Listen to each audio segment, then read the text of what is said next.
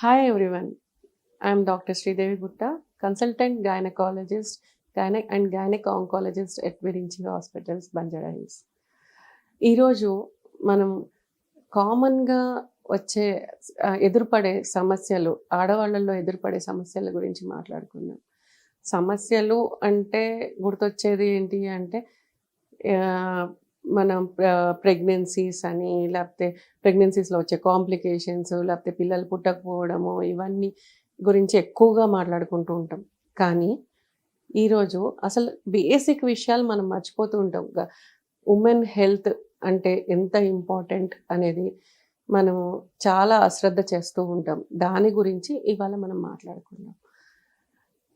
ఆడవాళ్ళలో health issues వస్తాయా అంటే వస్తాయి, ఖచ్చితంగా వస్తాయి. ఎందుకంటే ప్రతి ఒక్కళ్ళకి హెల్త్ ఇష్యూస్ అనేవి వస్తూ ఉంటాయి. కరెక్ట్గా లేకపోతే హెల్త్ ఇష్యూస్ అనేవి ప్రతి ఒక్కరికి, ఆడవాళ్ళు మగవాళ్ళు అని కాకుండా అందరికీ కూడా హెల్త్ ఇష్యూస్ ఏర్పడుతూ ఉంటాయి. కానీ మనం ఈరోజు ఆడవాళ్ళ హెల్త్ ఇష్యూస్ గురించి ఎందుకు మాట్లాడుకుందాము అంటే దాని గురించి అవగాహన చాలా తక్కువగా ఉంది. చాలా ప్లేసెస్లో అవగాహన చాలా తక్కువగా ఉంది. వరల్డ్ హెల్త్ ఆర్గనైజేషన్ వాళ్ళు కూడా ఎక్కువగా ఉమెన్ హెల్త్ మీద ఫోకస్ చేస్తున్నారు. ఎందుకు? స్టాటిస్టిక్స్ తీసుకున్నా, దాన్ని సర్వే చేసి చూసి అన్నీ చూసినా కానీ ఆడవాళ్ళ హెల్త్ మీద ఎక్కువ ఎంఫసైజ్ చేయట్లేదు. ఎవ్వరూ కూడా దాన్ని హెల్త్ గురించి ఆలోచించడము, వాళ్ళ బాగోగుల గురించి చూడడం అనేది వాళ్ళే పట్టించుకోవట్లేదు. ఆడవాళ్ళు వాళ్ళనే పట్టించుకోకపోయేసరికి వేరే వాళ్ళు చూడాలి అని అనుకోవడం కూడా కరెక్ట్ కాదు. సో ఈరోజు మనం ఆడవాళ్ళు వాళ్ళ హెల్త్ గురించి ఎందుకు చూసుకోవాలి, ఎలాంటి ప్రాబ్లమ్స్ వస్తే దాన్ని ఎలా సాల్వ్ చేసుకోవాలి, ఒక లెవెల్ వరకు ఎలా సాల్వ్ చేసుకోగలుగుతారు వాళ్ళే అనేది ఈరోజు మనం మాట్లాడుకుందాం. సో ఉమెన్ హెల్త్లో మనము ఎందుకు ఫస్ట్ అసలు ఉమెన్ హెల్త్ ఎందుకు ఇంపార్టెంట్? మన ఇంట్లో ఆడవాళ్ళు హెల్తీగా ఉంటే, వాళ్ళు హైజీనిక్గా ఉంటే, వాళ్ళు మొత్తం ఫ్యామిలీని బాగా చూసుకోగలుగుతారు. సో ఆ హెల్త్ మీద మనం ఈరోజు కాన్సన్ట్రేట్ చేద్దాం. ఉమెన్లో కామన్గా వచ్చే ప్రాబ్లమ్స్ ఏంటి అన్నది తీసుకుంటే, ఫస్ట్ చిన్నప్పటి నుంచి వాళ్ళకి న్యూట్రిషనల్ డెఫిషియన్సీ అనేది లేకుండా చూసుకోవాలి. అంటే చిన్నప్పుడు ఎలాగో పేరెంట్స్ చూసుకుంటారు. వన్స్ వాళ్ళు టీనేజ్లోకి వచ్చేసరికి వాళ్ళు అశ్రద్ధ చేయటం స్టార్ట్ అవుతుంది. వాళ్ళ ఓన్గా వాళ్ళు తీసుకోవటం, వాళ్ళ ఫుడ్ హ్యాబిట్స్ మార్చుకోవడము, ఇవన్నీ ఎక్కువ లావ్ అయిపోతున్నారు అని చెప్పేసి అందరు ఇది వెయిట్ కాన్షియస్ అనేది ఒకటి వస్తుంది. ఆ వెయిట్ కాన్షియస్లో చాలా ఫుడ్ స్కిప్ చేసేయటము, చాలా అంటే ఇది తింటే లావ్ అయిపోతాం, అది తింటే లావ్ అయిపోతాం, ఇది తినకపోతే ఇది అయిపోతాం అన్నది కాన్సెప్ట్లోకి వచ్చేసి మొత్తానికి డైట్ మొత్తం చేంజ్ చేసేసుకుంటారు. సో అదొకటి. ఫస్ట్ న్యూట్రిషన్ అనేది తినటం వల్ల లావ్ అయిపోవటం కాదు. మనం ఏం తింటున్నాము, మనం ఏం తినకూడదు అంటే జంక్ ఫుడ్ ఇవన్నీ బాగా అలవాటు చేసేసుకున్నారు. సో జంక్ ఫుడ్ అనేది తగ్గించేసుకొని పోషక ఆహారాలు ఉన్నాయా మనం తినే దాంట్లో అనేది పేరెంట్స్ కూడా కొంచెం టీనేజ్ నుంచే చూసుకుంటూ వాళ్ళ హెల్త్ మీద కాన్సన్ట్రేట్ చేస్తే చాలా important. And first thing nutrition, second exercise అనేది ఈ రోజుల్లో లేదు. ఎందుకు? ఇండోర్ గేమ్స్, ఇండోరే ఉంటున్నారు అందరూ. సెడెంటరీ లైఫ్ స్టైల్కి అలవాటు పడిపోయారు. కూర్చొని తినడం, అక్కడే కూర్చొని చదువుకోవడం, అక్కడే టీవీ చూడడం, అలాగే మొబైల్ పట్టుకుని కూర్చోవడం, ఇవి బాగా అలవాటు అయిపోయింది. సో వీటితో ఏమవుతుంది అంటే సెంట్రల్ ఒబేసిటీ అనేది ఒకటి వస్తుంది. సెంట్రల్ ఒబేసిటీ తోటి పీసీఓడి పీసీఓడి పిక్చర్ స్టార్ట్ అవుతుంది బాడీలో. పీసీఓడి పిక్చర్ స్టార్ట్ అయ్యి అంటే హార్మోనల్ ఇంబ్యాలెన్స్ స్టార్ట్ అవుతుంది. ఎందుకంటే మెటబాలిక్ రేట్ లేదు. సో ఫ్యాట్ అక్యుములేట్ అవుతుంది సెంట్రల్లీ, అబ్డామినల్ ఫ్యాట్ పెరుగుతుంది, అబ్డామినల్ గర్త్ పెరుగుతుంది. సో దాంతో పీసీఓడి పిక్చర్ స్టార్ట్ అయ్యి ఈ మెన్స్ట్రల్ సైకిల్స్ ఇరెగ్యులర్ అయిపోతున్నాయి. సో ఇట్లా చేసుకుంటూ వస్తూ వాళ్ళది హెల్త్ డిటోరియేట్ అవుతూ ఉంటుంది. అది తెలియకుండానే వాళ్ళ ఈ ఫర్టిలిటీ నుంచి ఇన్ఫర్టిలిటీలోకి వెళ్ళిపోయే దీంట్లోకి వెళ్ళిపోతున్నారు.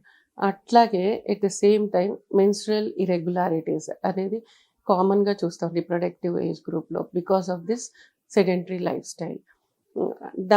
దానికోసం మనం ఏం చేయాలి? ప్రాపర్ డైట్ తీసుకోవాలి, ప్రాపర్ ఎక్సర్సైజ్ ఉందా లేదా, పిల్లలకి ఎక్సర్సైజ్ దొరుకుతుందా లేదా అని పేరెంట్స్ చిన్నప్పటి నుంచే వాళ్ళకి చెప్తూ ఉండాలి. మీరు ఇంట్లో ఉండడమే కాదు, కొంచెం యాక్టివిటీ కూడా చాలా ఇంపార్టెంట్ బాడీకి అని చెప్పి చెప్తూ ఉండాలి.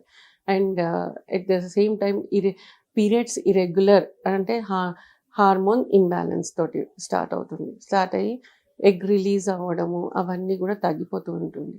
సో దానికి మన ఎంత ఇరెగ్యులర్ ఉంది, హెవీ బ్లీడింగ్ అవుతుందా, లేకపోతే బ్లీడింగ్ తక్కువ అవుతుందా, లేకపోతే అసలు బ్లీడింగే అవ్వట్లేదా అన్నది ఒకటి చూసుకోవాలి. థైరాయిడ్ అనేది కూడా ఒక హార్మోన్, మనకి థైరాయిడ్ స్టిమ్యులేటింగ్ హార్మోన్ కూడా మనకి కరెక్ట్గా వస్తుందా లేదా అన్నది.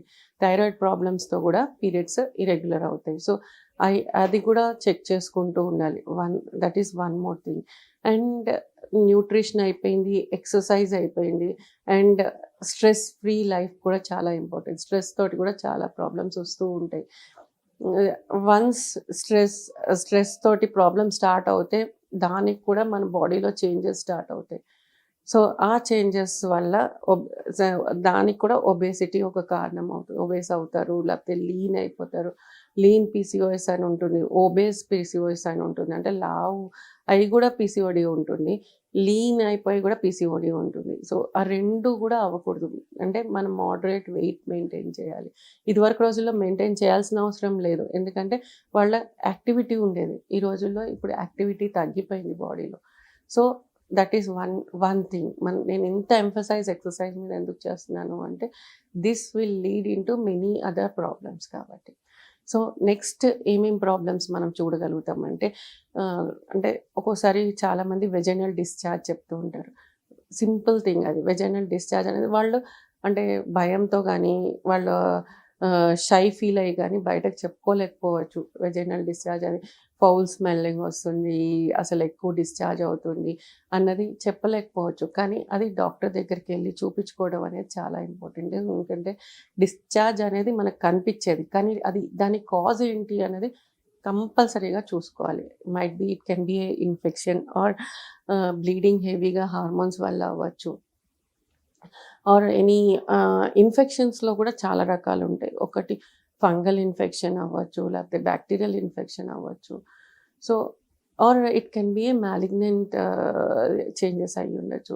సో అవన్నీ కూడా మనం ఎలా చూసుకుంటామో మనకు తెలియదు. కాబట్టి డాక్టర్ దగ్గరికి వెళ్ళి ఇట్లా డిశ్చార్జ్ కనపడుతుంది, బాగా రెగ్యులర్గా కనపడుతుంది అంటే డాక్టర్ దగ్గరికి వెళ్ళాలి. వైట్ డిశ్చార్జ్ అనేది క్వైట్ కామన్. ఒక్క లిమిట్ దాకా ఏంటి, పీరియడ్స్ ముందు కానీ పీరియడ్స్ టైంలో కానీ పీరియడ్స్ అయిపోయాక కానీ కొంచెం వైట్ డిశ్చార్జ్ అనేది ఉంటుంది.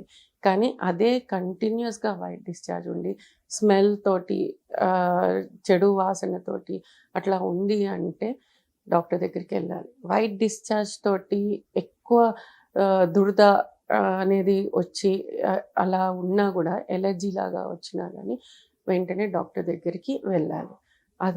అది చాలా ఇంపార్టెంట్. ఎందుకంటే ఏదైనా స్టార్టింగ్లోనే క్యూర్ చేసుకుంటే మంచిగా ఉంటుంది. అదే పెరిగి దానికి మళ్ళీ కంటిన్యూస్గా డాక్టర్ ఆఫీస్ చుట్టూ తిరగడం అనేది కరెక్ట్ కాదు కదా.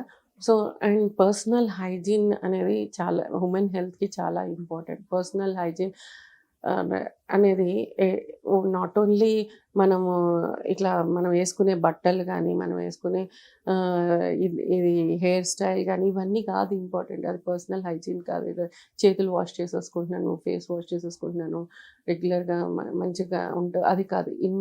ఇన్నర్ హెల్త్ని కూడా చాలా జాగ్రత్తగా చూసుకోవాలి. And proper use of under garments and proper అంటే డిస్పోజింగ్ మెన్స్ట్రల్ ప్యాడ్స్ ఇవన్నీ కూడా చాలా ఇంపార్టెంట్. ఈ టైంలో తీసుకోవాల్సిన కేర్ మనం రెగ్యులర్గా తీసుకుంటే మనకి ఇన్ఫెక్షన్స్ అనేవి రావడం చాలా తగ్గిపోతాయి. హిట్ టీవీ యాప్ ని డౌన్లోడ్ చేసుకోండి. ఇందులో short news, live news, entertainment movies అన్ని అవైలబుల్ గా ఉన్నాయి. Please download hit TV app. Hit TV app ని ఫ్రీగా డౌన్లోడ్ చేసుకోండి.